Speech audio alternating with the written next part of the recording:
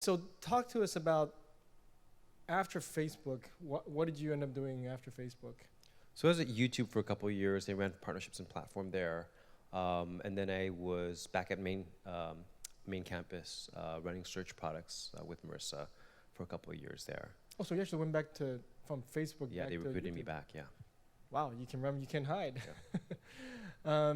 And now you are at Khosla. That's right. Yeah. Maybe talk to us about the transition there. How did you think about that, and how did it happen? Did you go to the bar again? Yeah, well, no, I had invested personally for about 4 years prior to joining Khosla Ventures in a variety of companies. And I really liked investing. Mm-hmm. I liked working with entrepreneurs who were looking to shape the future of the world. And I thought it was fun and interesting. And so when the time came, I looked at a couple of different firms, spent time with Vinod. I've known Keith for many, many years. And I like the guys there and their approach. Yeah. And so that's how I decided to join in 2013. And there's certainly some similarities in Khosla's approach and the Draper approach, sort of bet on big things and work with entrepreneurs. So maybe tell us a little bit about your, when you were an angel, what kind of, what were you looking for? Were you sector focused? Were you people focused? No, it was two things. It was like the first is a large space, something that will be a large space in many years. So it doesn't have to be a large space right now, but it's a market that will be very large in the future. And then the second is great entrepreneurs. And that's sort of more like of a gut and interviewing type of interaction. And what is the couldn't agree more. What is the biggest risk you see in taking that approach? Have you? Well, the biggest risk is that you're betting on people that are relatively unknown. Yeah. And so that is also the biggest upside because they're not well known. And so that's where you can get disproportionate gains because you're willing to make the bet and others may not be willing to. Yeah, before I came to Draper University, the idea of you don't know what you don't know is a bad thing, but now sort of you don't know what you don't know is a good thing because some things didn't work 10 years ago. You almost don't want the entrepreneur to have that scar, and you just want them to try it again. It could work. I think it depends on the business. There's some businesses for which it doesn't matter, and there's other businesses for which it really matters. Yeah. But having the naivete to believe that those known problems the problems that are known to others but not yet known to the entrepreneur can be easily conquered is a good thing because sometimes they can be easily conquered because there's a shift in landscape of consumer behavior or regulation. Right. Or certain infrastructure costs going down like Absolutely. Yeah. Any investments from your angel investing portfolio you want to highlight to maybe exemplify some of the things you were looking for? Like 5-10 years ago, you were looking at a company that the market didn't exist. You invested, and 5-10 years later, it actually did happen. Anything comes to mind? Sure, I can give you a couple of examples. One of the prominent examples, I think, so right before I joined KV, I invested in Zenefits.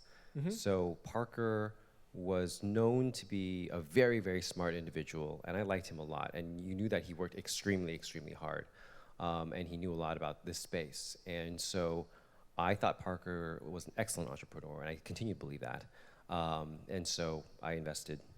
I was one of the first investors in the company. And I think that he has done a phenomenal job of sort of driving Zenefits to that space, like to sort of the growth rate that it achieved. There were some things that sort of went askew and went off the skids a little bit there, and David's doing a great job there now. But that's an example of an early bet on an entrepreneur, and sort of the space really did start. Yeah, certainly 10 years ago, this SaaS HR space wasn't, you think of it as big companies, right? I mean, you wouldn't use a startup. Mm-hmm. But today, certainly there are many more clones out there. Right, yeah, right. It's real space. So now you're part of a great institution. Does that change the way you look for entrepreneurs or investing? Yeah, I think it's a different bar and it's a different approach. So I do mostly Series Seed in A and B, but mostly A. And so at the A, we're looking for product market fit. And we're looking for the potential for it to be a really, really large company. So not just $1 billion company, but hopefully a $10 billion company with high option value. So even if the base business becomes a $1 billion company, we want there to be future option value of an Everest business of a $10 billion company. And at that series, I mean, as in sort of angel investment, you don't ever think about downside protection. But at Series A, do you start thinking about if it doesn't work, there is a downside? How do you think about that? Or do you at all? I wouldn't say that it's not a consideration, but that's not the primary consideration. Mm-hmm. Primary consideration is the potential upside. I mean, because that's how the industry and the business works. Right. I'll ask this one last question, then you guys feel free to, if you have questions, feel free to queue up. Do we have a mic? Oh, good. So here, I'll let you man the moderate. queue.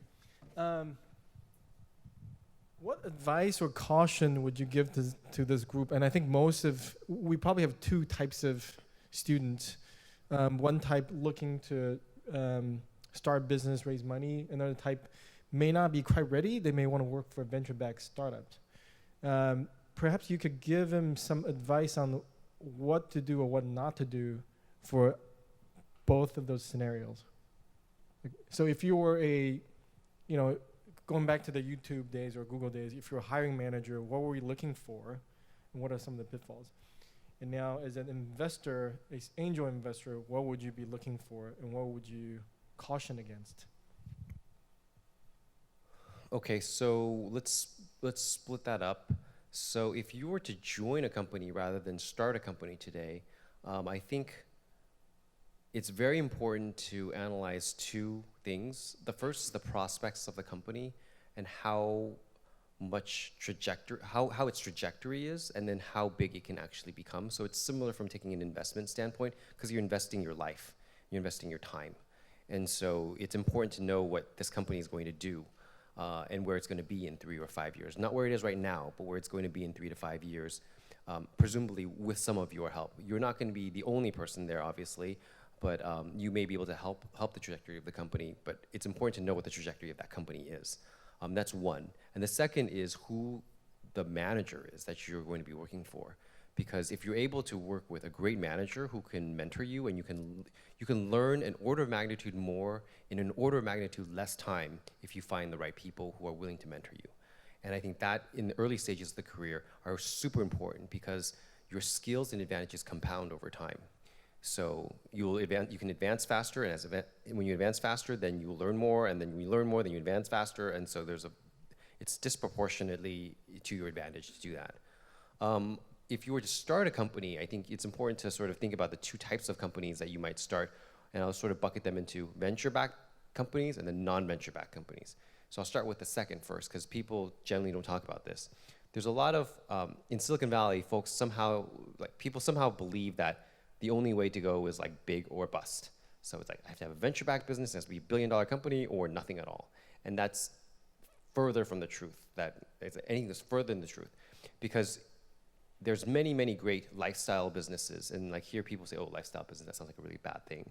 But there are many lifestyle businesses that can generate $5–10 million in revenue a year. They may never become venture-backed businesses, but if they generate $5–10 million a year and you're running it with a team of 20–30 people and you're the founder, you own 50%, you generate $2.5–5 million, $10 million a year. That is not bad. And there's clearly businesses that are in that category. They're not venture-backed businesses, and so you shouldn't raise venture capital. You may want to have some friends and family, some angels, but you don't necessarily want venture money backing you, because then they try to push you to become much, much larger. And when you push to become much, much larger, sometimes you just bust, versus having a really nice sort of, business. And then the other side is the venture-backed business, and that's it has to be a really big opportunity, it has to be a billion-dollar company, or has the potential to be a billion-dollar company or more. And so I think folks are pretty familiar with that. And for there, I think choosing the right space and really testing product market fit are obviously very, very important.